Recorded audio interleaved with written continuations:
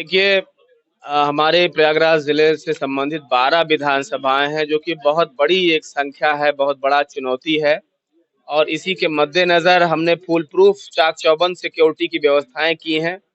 हमने 3 सुरक्षा घेरे जैसा कि चुनाव आयोग का निर्देश है, सख्ती से पालन करते हुए 3 सुरक्षा घेरे बनाए हैं। एक मंडी परिसर से 100 मीटर दूर है, एक मंडी परिसर का गेट है और एक काउंटिंग हॉल का गेट है। इस तरह से 3 व्यूह रचनाएँ की गई हैं और उसपे भारी संख्या में पुलिस, पीएसी और पैरामिलिट्री का बल लगाया गया है। ऊपर से कोई हमला ना कर सके, कोई सुरक्षा को भेद ना सके, उसके लिए ड्रोन कैमरों से निगरानी होगी और साथ ही साथ 50 छतों को चिन्हित किया गया है, जिसपे बाइनोकुलर हैंड हेल्ड सेट के साथ हमारे असलहाधारी जवान वहाँ पे पहरा देंगे। इन सब के ऊपर मैं आपको यही बताना चाह रहा हूँ कि पूरी प्रक्रिया को निष्पक्ष, पारदर्शी बनाए रखने के लिए पूरा इंतज़ाम किया गया है। कोई भेदभाव किसी के साथ नहीं किया जाएगा, हमारे लिए सभी बराबर हैं।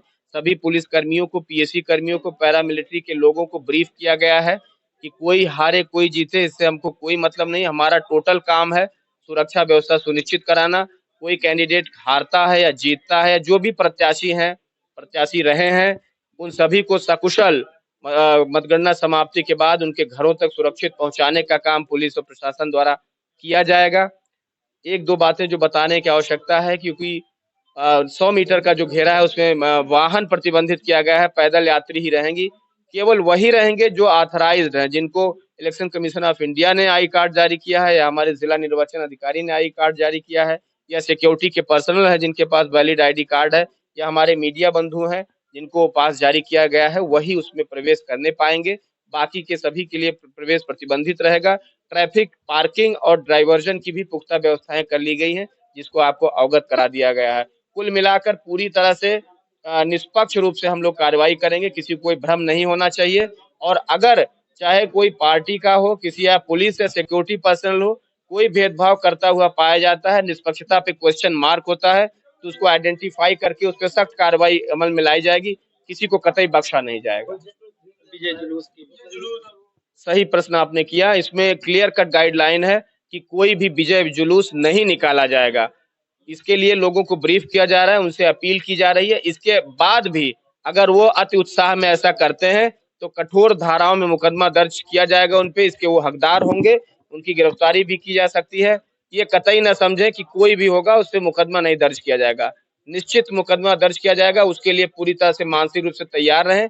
पुलिस प्रशासन किसी को कतई बख्शेगा नहीं। सर काउंटिंग का क्या इंतजाम किया गया है? जो मतगणना होनी 10 तारीख को, किस तरह की व्यवस्था रहेगी सुरक्षा की और पूरा ओवरऑल क्या इंतजाम रहेगा?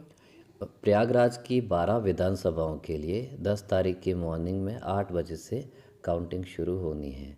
हर काउंटिंग सेंटर में हम लोगों ने ईवीएम की काउंटिंग के लिए 14 टेबल्स लगाई हैं और इसके अलावा पोस्टल बैलेट पेपर्स की काउंटिंग के लिए 4 से 5 टेबल्स है और सारी टेबल्स पे हमारे जो कैंडिडेट्स हैं उनके काउंटिंग एजेंट्स उपस्थित रहेंगे और उनकी नियुक्ति की प्रक्रिया आरओ साहिबान कैंडिडेट्स के माध्यम से संपन्न भी करा रहे हैं।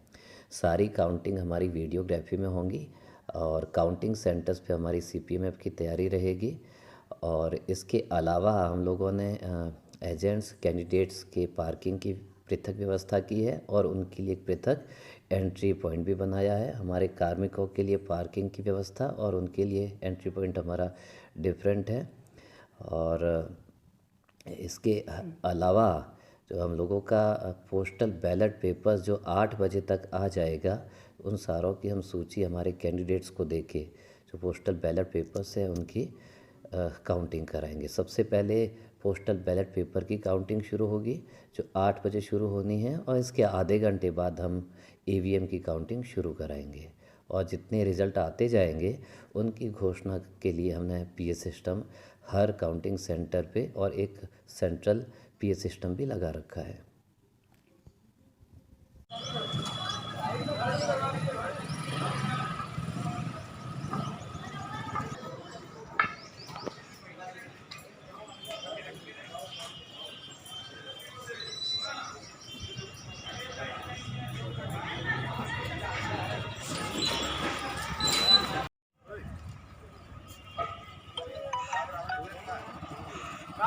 एक गाड़ी रोड से बाहर पूरे चुका है, एक गाड़ी के नंबर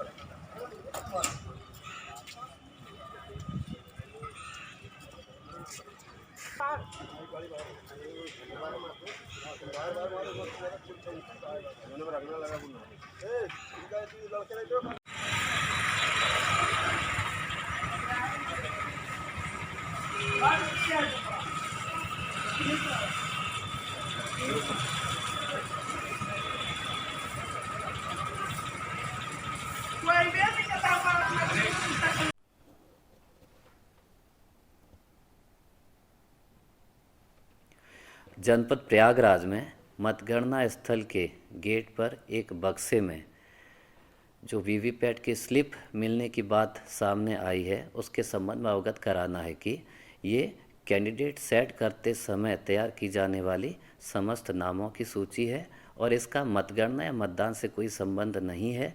उपस्थित समस्त को जब अवगत कराया तो संतुष्ट हुए और अब स्थिति सामान्य है।